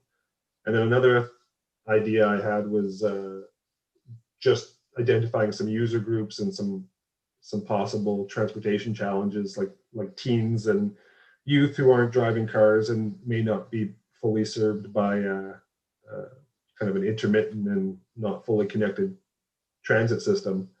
And maybe we could reach out to that group somehow and see if there's anything we could do there. So yeah, these are just a couple of thoughts I had during our last few months of COVID, where transportation issues were pretty quiet. As of this meeting, we seem to be kind of perking back up with organic points of discussion, but I still think it might be worthwhile if you have a moment to review our BIMTAC responsibilities and duties and see if there's anything we could do or any thoughts you guys might have. I'll just pass on something, Tyler. So connecting with the community is hard, of course, because everyone's busy. And okay, how do you do it? Okay, let's put an article in the newspaper, and then 11 people see it or whatever. One thing that the Environment and Climate Action Advisory Committee has done is have climate conversations, and they've done them several times a year. And they post them on Facebook and so on. So they just have a speaker on a topic or other, and then folks just tune in. And with COVID, they can tune in without even having to show up. But the trouble is, I mean, we even had one just about a month ago, I guess, when our MP spoke about our local climate action strategy and how it aligns with the federal one, and how the federal, some bags of money in the federal plan could help us in our local plan.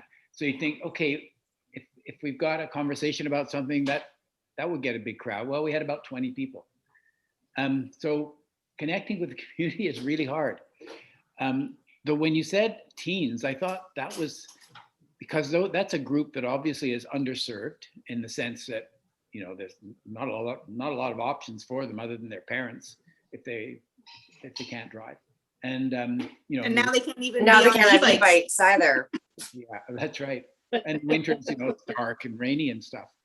So yeah, that that group, you could find some representation way to get into that group. So getting into a specific group is maybe an interest, maybe a possible way to sort of get into some of the trouble spots. When we did, Tyler, I can't remember, were you part of the committee when we did the consultation around the transportation strategy, our plan? No, okay. So we did that there. We went to the communities. We had consultation meetings in, 4, 5, 6 communities, asking them, okay, what are your transportation issues, and so on, just as you're suggesting. And that's where we got quite a lot of the stuff about safer footpaths, bike paths, stuff like that, that kind of thing. People wanted more transportation options, and they wanted them to be safer. But anyway, good thoughts. hard to, you know, really make inroads into the community, but go I somewhere think, people already are, rather than to try to find your own group is sort of one way to do it. I think the one spot I was hoping there might be room to grow a volunteer committee's impact is not in the more bold municipal plans. Like when the municipality comes out and says, hey, what do you want? People are starting to think in terms of large scale infrastructure and development, and you get long-term goals. But if the committee is offering a more informal way to help the community, it's probably with coordination of existing resources. Like nothing discussed in this committee is going to result in a new safer bike lane across the island within a reasonable time frame. But perhaps there's a group that would love if the bus route went one stop further, or small inefficiencies that could maybe be benefited, or if we knew where the tourists were trying to get to when they visited Bowen, maybe we could put some of our efforts towards making that more clear or more convenient. I mean, I've noticed that there's bikes being left at the bottom of Mount Gardner Hikers Trail Road in the bushes while people hike up Mount Gardner. And we've been talking about locations for bike racks for a while. I never would have guessed that people wouldn't just leave their bikes at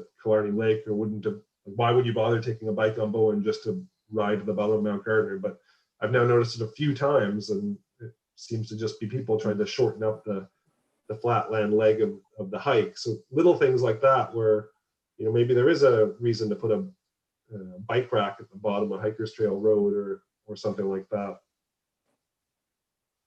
I think you're muted, David. For the tourists, we do have an organization you could go talk. We could go talk to, and they interview people, make notes, and all that kind of stuff. So we could have a chat with them where you ask the exact same questions you were just raising here, and they might be able to tell you stuff automatically right away, or maybe they'll say, "Oh, that's a good idea. I'm going to follow up on that." But Wait, what organization is that? Well, the folks, the tourist people who set up in the summer, and they set up at the the Little Blue Cottage, and they also in front of the cenotaph. So Tourism Bowen Island. Tourism Bowen Island, yeah.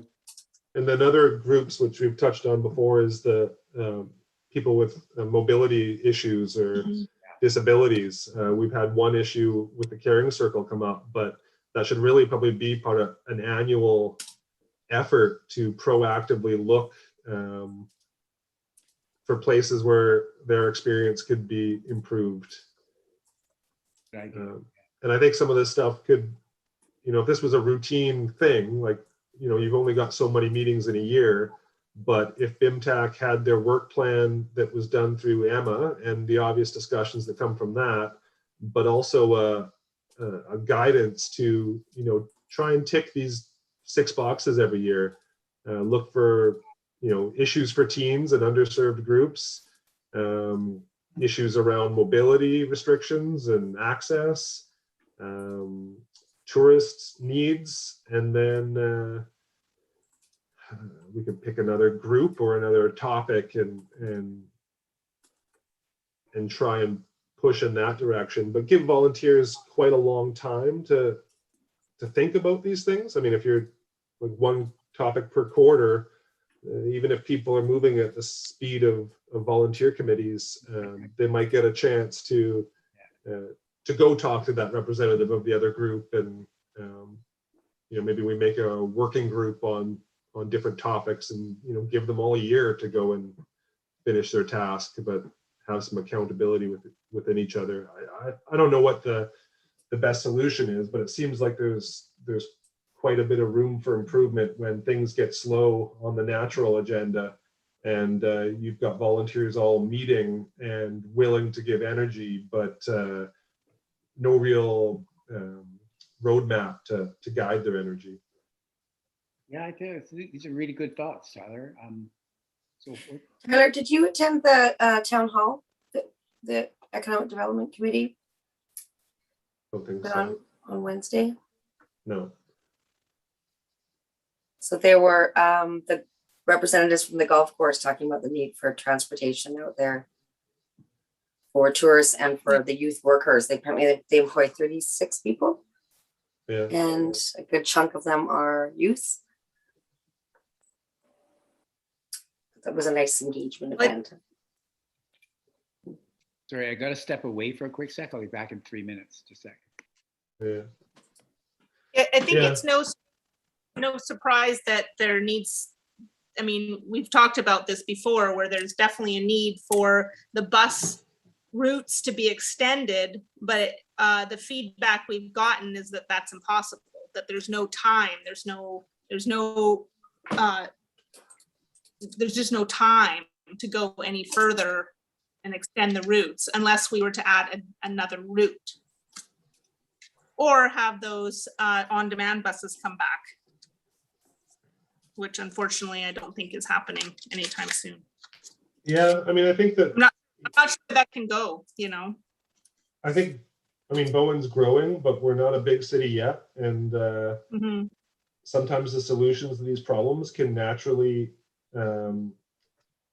find solutions that aren't just expanding the bus or relying on the municipality to pay for something if there's no budget. Like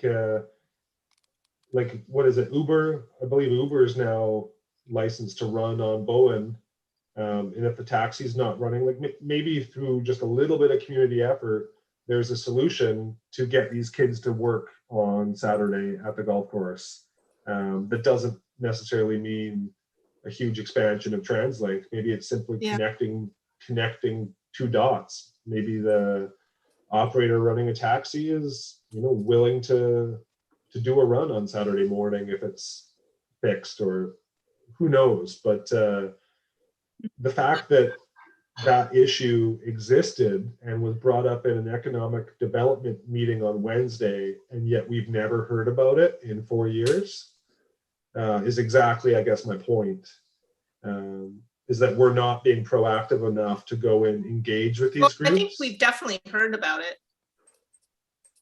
Teens getting to the golf course? Mm.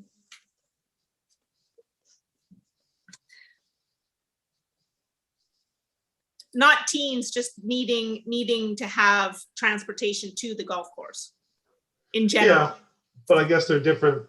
To me, they're different topics. There's a business trying to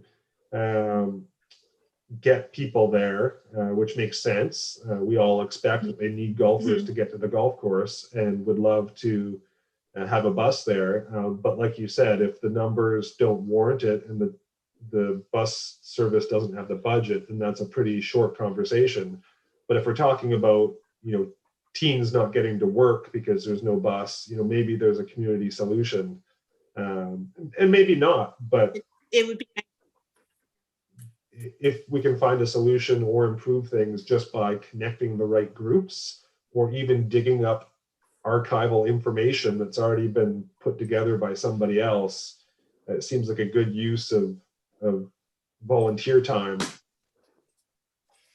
So do you think I seem to remember that I don't know if it was the golf course that did it, or that somebody actually was doing a lot of that work, trying to look into solutions. And I can't remember why they were coming against roadblocks just with the cost being sort of insurmountable, and I'm maybe speaking out of turn, but there wasn't really any will for any sort of cost sharing or anything like that because it's private business and la la la la la. But do you remember, Steph? Do you remember there was something about that? Sorry. I thought I remembered there being, or it was the development that was past the golf course was talking about having something going there as well. I don't remember. Okay, never mind. But it may be It a would be good to reach recommendation. out. But Tyler's point is a good one, that Yeah. this is a problem and we didn't know about it, and we're supposed to be dealing with transportation issues and solving problems. So do you think then, like, having sort of a list that's like a checklist that would be referred to annually. You've suggested that. Yeah, I think that just, so I've watched a couple of the videos of the other committees, and I think it was the Parks and Greenways have a work plan that I don't think staff does that. There's I a could lot be of wrong. staff. There's 2 Is there? staff in that committee, yeah. Okay, well, they have a work plan that they go through that's got all these action items that the volunteers can then branch off and try and progress. And I think we're missing that kind of direction, in that we should have a work plan or a checklist that we are trying, an agenda that we are trying to move forward. That's, you know, kept on an annual basis or whatever. And whether that's running, like, it doesn't all have to, we have the ability to form work groups and have conversations outside of this recorded public forum and then report back, which might be a better way to move things along in a timely manner. But there's all this structure built in that other groups are using, and we're kind of relying on Emma to bring things to us rather than going out and looking for them. And then I think through that, because we're communicating strictly through the municipality, we're not finding any of those good neighbor solutions where, hey, the transportation committee knows that some other guy was trying to get a business going of e-bikes or whatever, connect a couple of dots just from what information is available in the municipality. Because I think a lot of small business solutions and people's entrepreneurial endeavors would be aided by just making the business case for it to exist. Like, if we could point out that on Saturday morning there's 50 teenagers on Bowen who need to get somewhere, and Peter still has like the Bowen Transportation Society or whatever the bus is called now, has a bus sitting there, you know, maybe somebody's willing to work for 2 hours and go do a run and get those kids to the golf course. Like, it doesn't always have to be a municipal solution. But if the resources are here to help make that business case for someone in the community to pick it up, then I think that's a win for everybody without increasing a tax burden or staff time.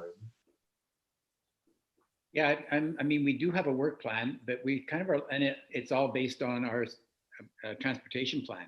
And we just rely on Emma to sort of keep telling us, you know, how well we're doing and what sort of the steps are and stuff like that. And she's doing a lot of the work herself. A lot of that planning stuff was around commuting and the transportation link-ups, because this is what so many of the frustrations were back a while ago between TransLink and BC Ferries and so on. And what you're talking about, Tyler, a whole lot more, it's really quite interesting. It's transportation issues on Bowen itself, moving people around on Bowen and where are the hindrances. And yeah, so I don't know how to proceed as an action item from this. It's been a good discussion, but various people have dropped off. Jason dropped off, and Wendy just had to drop off because she was down to 2. Maybe we can suggest that this is something where I'm not sure how much Jason heard and Wendy heard before they had to go about. I think it's a great idea, Tyler. I think that we should, it would be great to be able to have those conversations with other groups and, special user groups and other committees and everything. Maybe, is there some way that we can come back at the next meeting with everybody giving their ideas for that and moving forward at that point and having some ideas of actions that, they can bring in to it and everything? I think of course. to respond to, like, if we just ask people, like there are 4 of us, 3 of us committee members here right now, and if we ask everybody else to come up with ideas, they won't really know what we're talking about. I think what we need to do is have some points. Yeah, I know. That's why I was thinking. Yeah. Okay. Teens or the kids who need to get to the golf course or whatever it is. Have some specific examples of problem issues that I'm just thinking out loud here because I don't have a really clear thought. But we typically with meetings where you tell everybody, hey, okay, everybody, think about some ideas and bring them to the next meeting. Everybody forgets, and then we start the next meeting and everything. Yeah. I see Patrick. I don't want to leave them out of the conversation, Yeah, because yeah. I think it's a great conversation to have. I agree. I guess my only skepticism is, so I've been coming to these meetings for pretty consistently. I don't think I've missed many. And there's like 3 people who attend most of them. And so I'm not really too bothered by not waiting for people. Like, I would rather we just start now. If we want to not waste our time, or we want to be more productive, Okay. why don't we just reach out to the tourism, the guys who take the tourism information as an example, I think that's a good start. and lead by example, and then we can broaden it as time and effort allow. I think that's a really good start, Tyler, because it's reasonably tangible. We've got people who we can go talk to. They should be able to give us some information and maybe go find more for us. And then that can be then used as an example that can help generate other ideas. But kind of start with one, and that's perhaps of the ones we're talking about, it may well be the easiest, or at least the most tangible, the one that we can sort of get a grip on. And It's also very timely. yeah, it is really timely. Yeah. So Tyler, is that your action? Sure. Can I'll volunteer to, like, I was thinking just, I mean, unless this is what you wanted to do, Tyler, but go to like the tourism, whatever, by Caring Circle, and just say, what are the top 10 issues with tourism and transportation, kind of thing, and then find out what those are specifically, and then walk away with that information and see what we can do. Is that kind of what you were thinking? Yeah, that's sort of what I was thinking. I guess I'd hesitate to just walk up to them cold and ask for that information. Juicy stuff. I think that, that's the conversation I would have, but I was thinking we would reach out to them first and just warn them what we're coming to ask, and give them a moment to maybe gather some thoughts, and then have that conversation. And I don't care if it's me or you or us. Really, I was just trying to make the best use of these volunteer hours as possible, and thinking that if we could get more people involved in passion projects, that maybe enthusiasm and attendance would come up a little bit.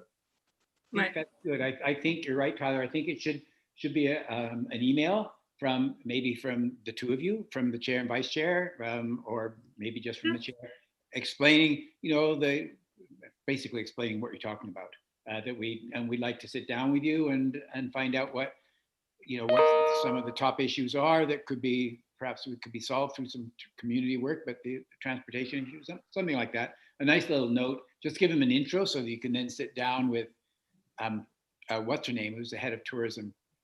Jody, I just sent you her contact. Okay, wow. Okay, perfect. Thank you. Steph, you're always on top of things.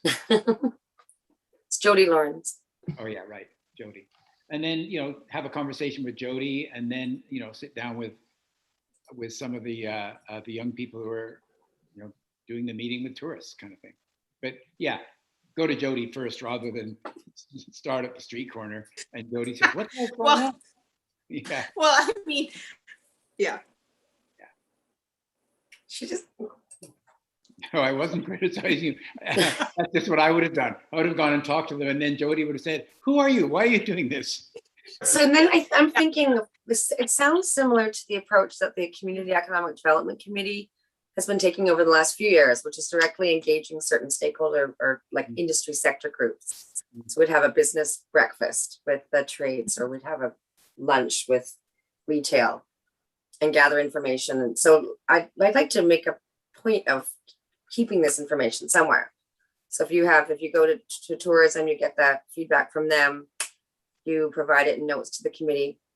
And then your next challenge is maybe around now coming into September, when we go to the schools, find out what the schools issues are. And then that would be another document, and we could have a file that would have all those groups and all the information Good stuff. you gathered. Yeah. I'm happy to do the filing.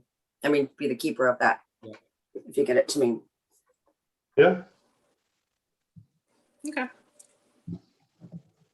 Well, I know my son is about to hopefully enter into this because he's going to need to, well, he's getting a job, hopefully, and he's going to need to get to work, you know, and I'm not going to be able to take him, and Kelly's away half the time, so he's going to have to probably rely on transit, and it's here, you know, he can get to it and everything. It's not a matter of that, but still it's the whole continuing saga with the reliability of the schedule and yada, yada, yada. So it'll be interesting to see how he navigates Just get him an e-bike.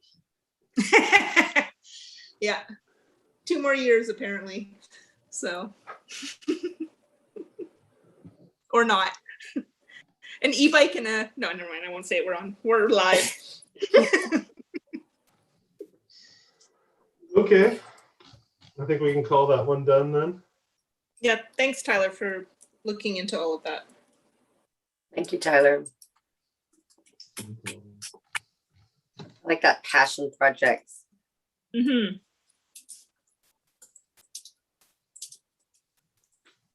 So I So- think we're done. Are we done? When was the next meeting? Tuesday, August So 24th? I grabbed the date because it was going to be before school starts, so we can get the school, get a sense of what the schedule is going to be, what the needs are going to be. Good. So that date, okay? Yeah. Yep. Okay. Well, enjoy the sunset. Okay. And Have a good night. relatively cooler weather. Yeah, funny. I was outside and it was a mere 30 and it just seemed like normal. Yes. It was 43 here on my front deck in the shade Yeah. it was- yesterday. Yeah. It See, was insane. Anyways, thank you. Good night, folks. Thank you. Bye. Bye. bye, everybody.